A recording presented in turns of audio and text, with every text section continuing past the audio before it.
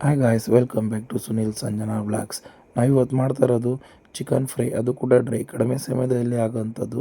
15ರಿಂದ 20 ನಿಮಿಷದಲ್ಲೇ ಆಗುತ್ತೆ. ಇದಕ್ಕೆ ಬೇಕಾಗಿರೋ ಇಂಗ್ರೀಡಿಯೆಂಟ್ಸ್ ಬಂದುಬಿಟ್ಟು 5ರಿಂದ 6 ಈರುಳ್ಳಿ, ಒಂದು 5-6 ಮೆಣಸಿನಕಾಯಿ, ಒಂದು ಅರ್ಧ ಹಿಡಿ ಕೊತ್ತಂಬರಿ ಸೊಪ್ಪು ಮತ್ತು ರುಚಿಗೆ ತಕ್ಕಷ್ಟು ಉಪ್ಪನ್ನು. ನೆಕ್ಸ್ಟ್ ನಾವು ಮೆಣಸಿನ ಪುಡಿ ಕಾಳು ತೊಗೊಂಡು ಪೌಡ್ರ್ ಮಾಡಿದ್ದೀವಿ. ಧನಿಯಾ ಪೌಡರ್ ಮತ್ತು ಮೆಣಸಿನ ಪೌಡ್ರು ಮತ್ತು garam masala, garlic ginger paste ತೊಗೊಂಡಿದ್ದೀವಿ. ಇವಾಗ ಒಂದು ಸ್ವಲ್ಪ 3-4 ಟೇಬಲ್ ಸ್ಪೂನಷ್ಟು ಆಯಿಲ್ ಹಾಕಿ ಇದಕ್ಕೆ ನಾವು ಇವಾಗ ಗ್ರೀನ್ ಚಿಲ್ಲಿನ ಸೇರಿಸ್ತಾ ಇದ್ದೀವಿ. ಇದು ಆಯಿಲಲ್ಲಿ ನಾವು ಚೆನ್ನಾಗಿ ಫ್ರೈ ಮಾಡ್ಕೋಬೇಕು.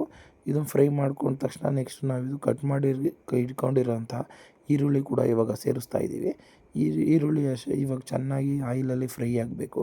ನಿಮಗೆ ಇನ್ನೂ ಬೇಗ ಏನಾದರೂ ಫ್ರೈ ಆಗಬೇಕು ಅನ್ನಂಗಿದ್ರೆ ಒಂದು ಸ್ವಲ್ಪ ಉಪ್ಪನ್ನು ಕೂಡ ಇದಕ್ಕೆ ಸೇರಿಸ್ಬಿಟ್ಟು ನಾವು ಫ್ರೈ ಮಾಡಿದ್ರೆ ತುಂಬ ಜಲ್ದಿ ನಿಮಗೆ ಇದು ಬೇಗ ಫ್ರೈ ಆಗುತ್ತೆ. ನೋಡಿ ಯಾವ ಥರ ರೆಡಿಯಾಗಿದೆ. ಇವಾಗ ನಾವು ತೊಳೆದು ಇಟ್ಕೊಂಡಿರೋಂಥ ಚಿಕನ್ನ ಸೇರಿಸ್ತಾ ಇದ್ದೀವಿ. ನಾವು 3/4 kg ಚಿಕನ್ನ ತೊಗೊಂಡಿದ್ದೀವಿ. ನಾವು ಇದನ್ನು ಚೆನ್ನಾಗಿ ಇವಾಗ ಮಿಕ್ಸ್ ಮಾಡ್ಕೊಬೇಕು. ಚಿಕನ್ನು ನಾವು ತೊಗೊಂಡಿರೋದು ವಿತ್ ಸ್ಕಿನ್ ಚಿಕನ್ ತೊಗೊಂಡಿದ್ದೀವಿ. ನೆಕ್ಸ್ಟ್ ಇದಕ್ಕೆ ನಾವು ಒಂದು ಪ್ಯಾಕೆಟ್ ₹5 ಒಂದು ಪ್ಯಾಕೆಟ್ ಜಿಂಜರ್ ಗಾರ್ಲಿಕ್ ಪೇಸ್ಟ್ನ ನಾನು ಸೇರಿಸ್ತಾ ಇದ್ದೀನಿ. ಅದು 3/4 kg ಇರೋದ್ರಿಂದ ಒಂದು ಪ್ಯಾಕೆಟ್ ಬೇಕಾಗುತ್ತೆ. ನೆಕ್ಸ್ಟ್ ಇದನ್ನು ಹಾಕಿದ ತಕ್ಷಣ ಒಂದು ರೌಂಡ್ ಚೆನ್ನಾಗಿ ತಿರ್ಸಿ ಇವಾಗ ಕಾಳು ಮೆಣಸಿನ ಪೌಡ್ರನ್ನು ಕೂಡ ನಾವು ಸೇರಿಸ್ತಾ ಇದ್ದೀವಿ.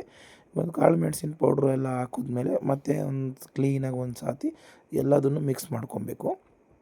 ಮಿಕ್ಸ್ ಮಾಡ್ಕೊಂಡಿದ್ದ ನಂತರ ನಾವು ಇದಕ್ಕೆ ಇವಾಗ ನೆಕ್ಸ್ಟ್ ನಾವು ಪ್ಯಾಕೆಟ್ ತೊಗೊಂಡಿದ್ದು ಗರಂ ಮಸಾಲ ಮತ್ತು ಧನಿಯಾ ಪೌಡರ್ನ ನಾವು ಇವಾಗಲೇ ಸೇರಿಸ್ಕೊಬೇಕು. ಇವಾಗ ನೀವು ಆಯಿಲಲ್ಲಿ ಹಾಕೋದ್ರಿಂದ ಏನಾಗುತ್ತೆ ಅಂದರೆ ಚಿಕನ್ಗೆ ಚೆನ್ನಾಗಿ ಅದು ಹಿಡಿಯುತ್ತೆ.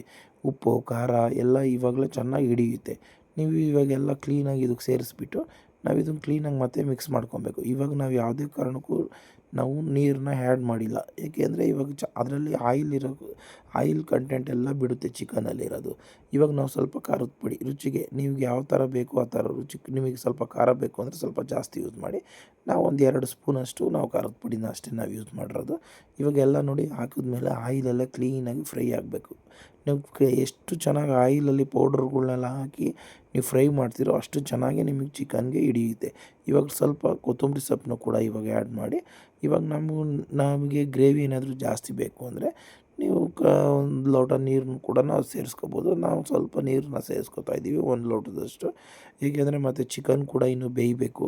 ಅದಕ್ಕೋಸ್ಕರ ನಾವು ಇವಾಗ 1 ಲೋಟ ನೀರನ್ನು ಕೂಡ ನಾವು ಸೇರಿಸಿದ್ದೀವಿ.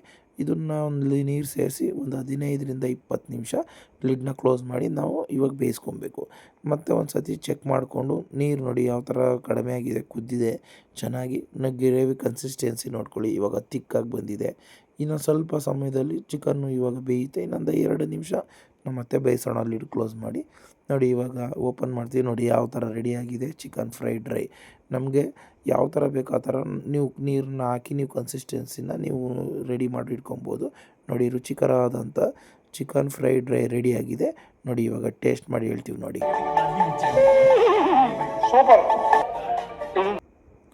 ನೋಡಿ ಇದು ನಾವು ಸೈಡ್ಸ್ಗೆ ಇವಾಗ ಈರುಳ್ಳಿ ಮತ್ತು thank you for Sanjana Sunil vlogs. Subscribe ಮಾಡಿ, ಲೈಕ್ ಮಾಡಿ, ಶೇರ್ ಮಾಡಿ.